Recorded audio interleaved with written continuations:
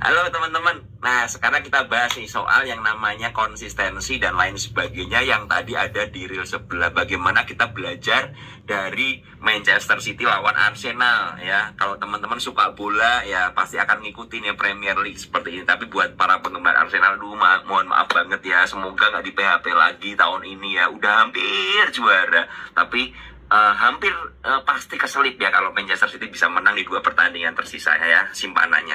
Nah, tapi yang perlu kita ketahui adalah tadi saya berbicara soal yang pertama konsistensi ya. Apa itu konsistensi? Nah, teman-teman harus tahu dalam trading ini yang terpenting adalah konsisten, bukan cuan besar. Kalau cuan besar tapi nggak pernah konsisten, ya kan, akan kalah dengan cuan kecil tapi konsisten, bertahap demi bertahap demi bertahap. Itu konsistensi yang harus dilakukan oleh seorang trader. Jadi teman-teman, kalau ingin tradingnya sukses, teman-teman harus memiliki konsistensi. Dalam hal apa konsistensi? Dalam hal belajar yang pertama. Yang kedua dalam hal cut loss ya, disiplin. Kalau kita gagal dalam plan kita, ya kita harus mengakui kesalahan dengan cut loss, ya kan? Itu yang terpenting, harus konsisten. Ya, konsisten belajar. Kalau gagal cut loss, kalau udah naik bagaimana? Konsistensi juga untuk taking profit. Kemudian apa? Konsistensi mereview ulang ya, perjalanan seperti apa. Konsistensi mengikuti perkembangan marketnya sekarang gimana. Kalau marketnya lagi sepi aku harus bagaimana. Kalau marketnya nanti rame aku harus bagaimana.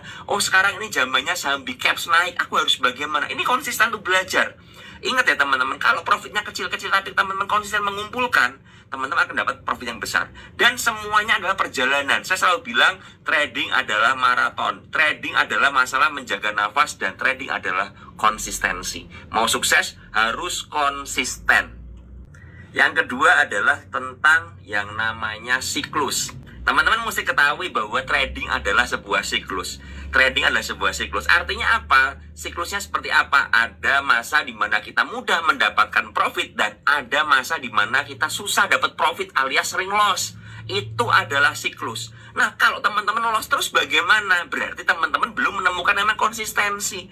Jadi itu makanya saya bilang itu yang pertama harus kalian temukan.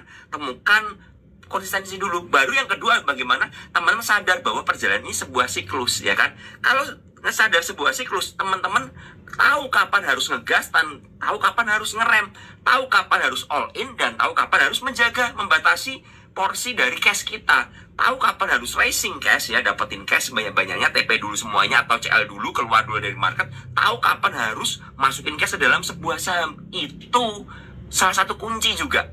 Jadi kalau teman-teman udah ngerti, ya, udah tahu bahwa market tuh ada siklusnya. Nggak mungkin market tuh enak terus tuh, nggak mungkin. Nggak mungkin market seperti tahun 2020, 2021 yang naik terus, nggak mungkin. Ada fase di mana akan fase bearish, ada fase sideways.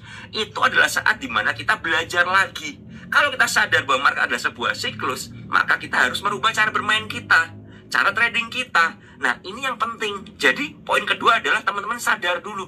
Nah, kalau udah tahu bahwa sebuah siklus, ya nggak mungkin kita ngegas terus. Nggak mungkin kita berharap, wah kalau tahun lalu aku dapat profit misalnya 100 juta tiap bulan, tahun ini harus 200 dong. Kalau marketnya nggak mendukung bagaimana? Karena sebuah siklus, kita nggak bisa masain ke market. Kita nggak bisa melawan market. Market itu selalu benar. Kalau kita sudah sadar bahwa market selalu benar dan market adalah sebuah siklus, kita yang harus beradaptasi dengan market tersebut. Itu pelajaran kedua yang harus kalian pahami. Pelajaran ketiga adalah, atau yang terakhir ya, kita harus menentukan nasib kita sendiri.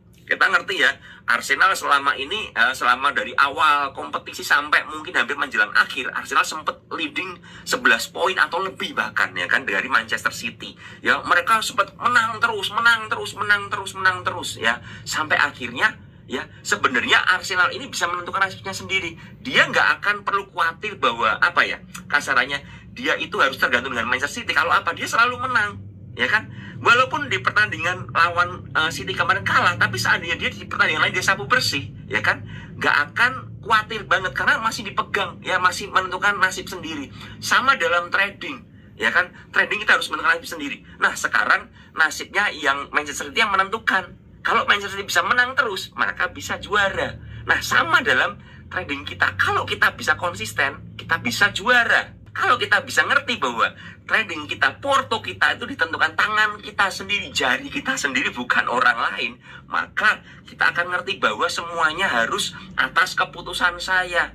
Saya harus paham dengan konsekuensi yang saya ambil. Saya mau arah hunter nih, saya harus paham kalau arah hunter, kalau sampai longsor bagaimana. Ya harus buru-buru cut sebelum longsornya dalam, malah ARB nanti sahamnya. Apalagi nanti mau ARB simetris. Dengan kita ngerti seperti ini ya, kita sadar bahwa kita menentukan nasib sendiri. Kita nggak akan nyalain orang. Kita boleh belajar dengan si A, si B, si C. Kita boleh ikut grup A, B, C, D, dan lain sebagainya. Tapi kita harus sadar bahwa kita harus belajar. Dan porto kita, pertumbuhan aset kita ditentukan oleh diri kita sendiri, bukan orang lain. Bukan oleh bandar, bukan oleh orang lain. Bandar bebas, bandar mau bermain cara apa saja. Ingat, kita yang menentukan porto kita sendiri. Bandar boleh nge-spam sampai jebol layarnya. Tapi kita bisa menentukan kita mau masuk atau enggak.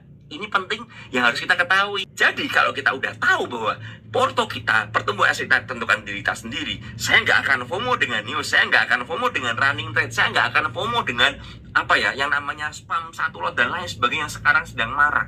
Nah kalau kita udah ngerti bagaimana, ya udah kita belajar. Kita ngerti, saya beli karena apa? Saya udah menganalisa. Saya beli saham karena apa? Saya sudah belajar, saya udah paham polanya dan lain sebagainya. Bukan karena kata orang, bukan karena kata news, bukan karena lihat story orang, bukan malah jadi baper dan lain sebagainya. Ini penting banget ya teman-teman. Jadi 3 hal ya tadi: konsisten, yang kedua adalah siklus, yang ketiga adalah menentukan nasib sendiri. Saya berharap teman-teman bisa terus survive di market ya. Market terus ada menarik ya, pasti menarik ya. Saya share juga ada saham-saham yang terus naik ya.